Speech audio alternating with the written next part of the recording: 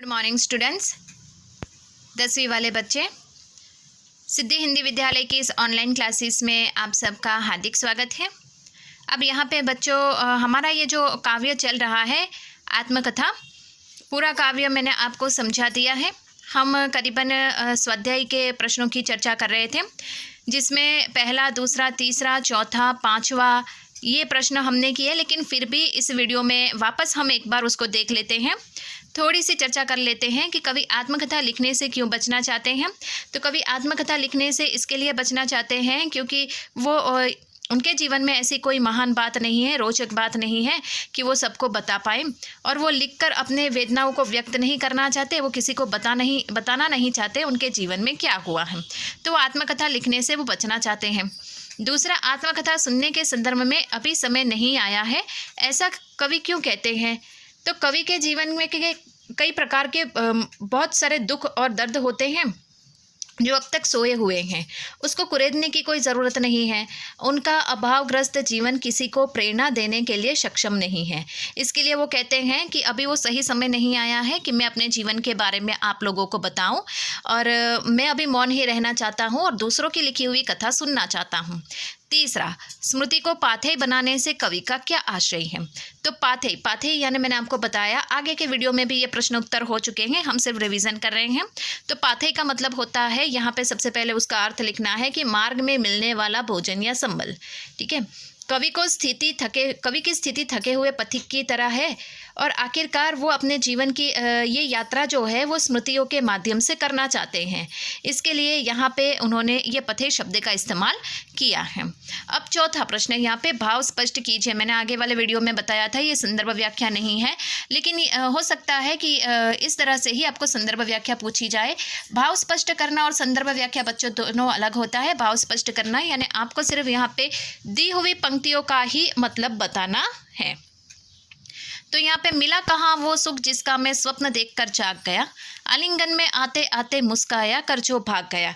तो आत्मकथ्य काव्य के माध्यम से कवि हमें बताना चाहते हैं कि कवि की कल्पनाओं में, अर्थात कवि के जीवन में जब भी सुख आने वाला था तब वो सुख जो है वो पलक झपकते ही ओझल हो जाता है। उसी प्रकार से जैसे हम सोए हुए होते हैं उस समय हम स्वप्न कोई देखते हैं, और जैसे आँख खुल जाती है और स्वप्न ओझल हो जाता है, उसी प्रकार कवि के जीवन में भी जब भी सुख आया तब तक वो क्षण भर के लिए ही था और थोड़े ही पल में वो दूर हो जाता है। दूसरा, जिसके अरुण कपोलों की मतवाली सुंदर छाया में अनुरागिनी उषा लेती थी निज सुहाग मधुमाया में। अब यहाँ पे हमें लिखना है, आत्मकथ्य काव्य के माध्यम से कवि अपनी प्रियतमा की यादों में थोड़ी देर के लिए खो जाते हैं, और वह उनकी सुंदरता का वर्णन करते हुए कहते हैं कि उनकी प्रियतमा के जो लाल गाल है उनकी लाली चुरा कर ये सुबह ने अपना श्रृंगार किया है। अब पांचवा, उज्ज्वल गाथा कैसे गाऊं मधुर चांदनी रातों की। कथन के माध्यम से कवि क्या कहना चाहते हैं। तो इस कथन के माध्यम से कवि कहना चाहते हैं कि उनकी प्रियतमा के साथ उन्होंने जो समय व्यतीत किया है वो एक अतीत बन चुका है। अब वह अपने जीवन के अंतरंग क्षणों को सबके सामने प्रकट नहीं करना चाहते।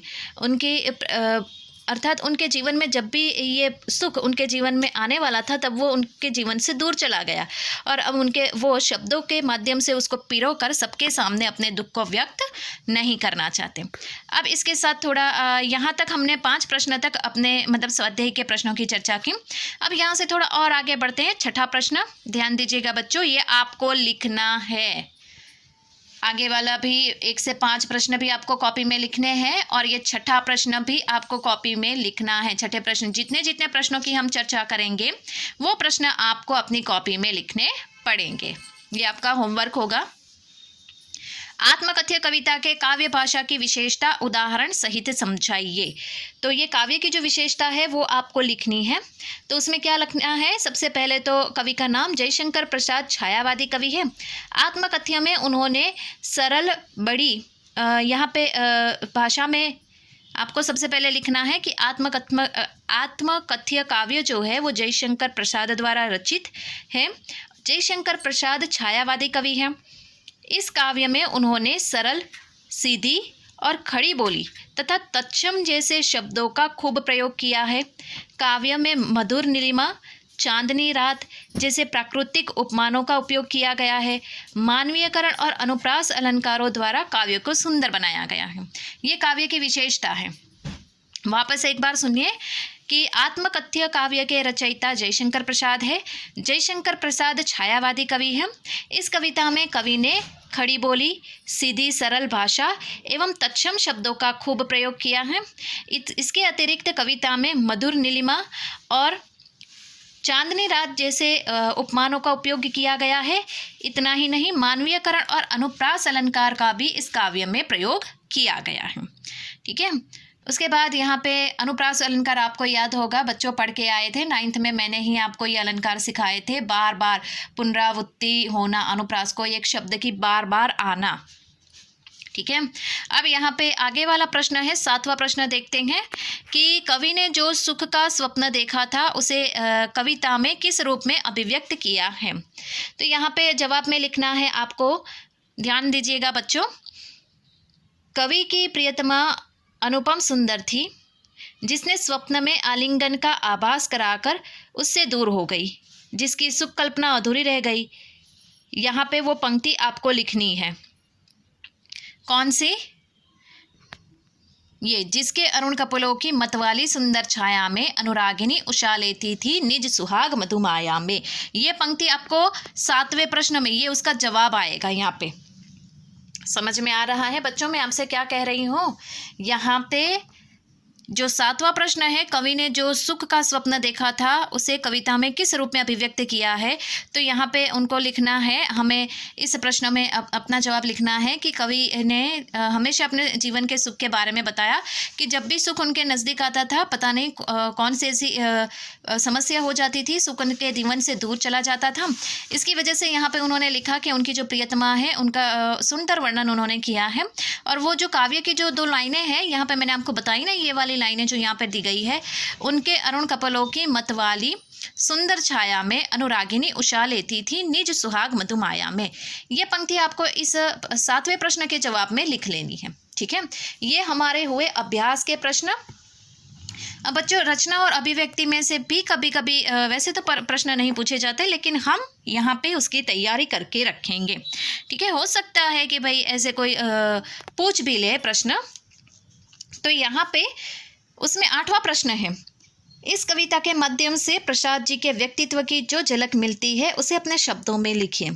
तो उसमें हमें लिखना है कि कवि अपने जीवन में हमेशा दुखी रहे क्योंकि उसे सुख नहीं मिल पाया। वह अपने अभावग्रस्त जीवन में दुख को किसी को सुनाना नहीं चाहता है क्योंकि जो समय व्यतीत हो चुका है उसे याद करने से कोई फ़ायदा नहीं है। कवि बड़े विनम्र स्वभाव के हैं। वे अपनी जीवन गाथा को इतना बड़ा नहीं मानते हैं उससे जिससे उनकी किसी को उससे प्रेरणा मिले और लोग वाहवाही करें। वे अपने अंतरंग जीवन की बात को साझा करना नहीं चाहते, लोगों के सामने व्यक्त नहीं करना चाहते। तो बच्चों, वापस एक बार मैं रिपीट कर रही हूँ 8वें प्रश्न का जवाब। इस कविता के माध्यम से प्रसाद जी के व्यक्तित्व की जो झलक मिलती है उसे अपने शब्दों में लिखिए। हो सकता है बोर्ड की परीक्षा में पूछा जाए। तो हमें लिखना है कि कवि अपने जीवन में दुखी रहे, कभी भी उनको सुख नहीं मिल पाया। वह अपने भावग्रस्त जीवन के दुखों को किसी को सुनाना नहीं चाहते थे क्योंकि जो समय बीत चुका है उसको कहने से कोई फ़ायदा नहीं है, उसको याद करने से कोई फ़ायदा नहीं है। कवि बड़े विनम्र स्वभाव के हैं। वे अपने जीवन गाथा को इतना बड़ा भी नहीं मानते हैं कि लोग उसको पढ़कर उससे प्रेरणा लें और वाहवाही करें। वे अपने अंतरंग जीवन को लोगों के सामने साझा अर्थात वो बताना नहीं चाहते। ये 8वां प्रश्न आपको लिखना पड़ेगा। अब यहाँ पे ये प्रश्न 9वां जो प्रश्न है वो हमसे ही पूछा गया है, आप किन व्यक्तियों की आत्मकथा पढ़ना चाहोगे और क्यों। तो ये हमसे ही पूछा गया है बच्चों। तो हो सकता है हमें प्रेमचंद के जीवन की आत्मकथा अच्छी लगे। ये अपना अपना विषय है क्योंकि सबको अलग अलग प्रकार के साहित्यकार पसंद होते हैं। ठीक है। 10वां प्रश्न भी कुछ ऐसा ही है जो हमें खुद को करना है, लेकिन ये 9वां और 10वां प्रश्न नहीं करोगे तो चलेगा, लेकिन 1 से लेकर 8 तक के प्रश्न बच्चों आपको करने हैं। ठीक है। अब यहाँ तक ही बच्चों हम चर्चा करेंगे। आत्मकथ्य काव्य जो चौथा काव्य है ये हमारा जयशंकर प्रसाद का काव्य यहाँ पे ख़त्म होता है। अब आगे से हम सोचेंगे पाठ, या फिर हो सके तो कोई काव्य की शुरुआत करेंगे। काव्य अभी हमने किया है तो हो सके किसी पाठ की शुरुआत हम करें, ठीक है। और आपको मैं एक बात बता दूं, आपको ये अभी भी मैं कह रही हूँ, कॉपी में ये स्वाध्याय 1 से 8 तक के जितने प्रश्नों की चर्चा हमने की है वो आपको कॉपी में लिखना पड़ेगा, ठीक है। Thank you.